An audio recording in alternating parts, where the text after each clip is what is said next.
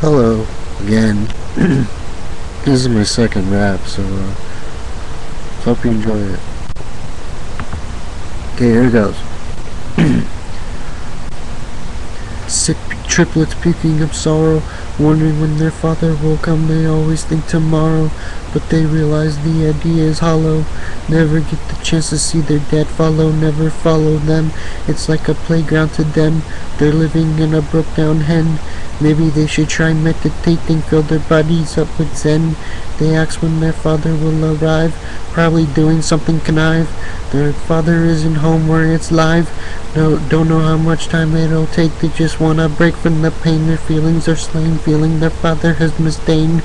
They took a look out the window to the pouring rain, trying to coax themselves to the thought of a beautiful line's furry mane, but realize the thought will never tame. They decide to put all the hate towards dad's blame that he's not ready for a family. Ain't that a tragedy?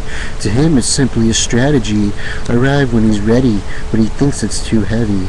All he's doing is fucking girls in a Chevy. Do you want this kind of father who doesn't use positive energy? It's a miserable synergy.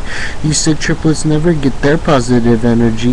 When will he come back to see us? Mistrust, loathing but immaculate lust.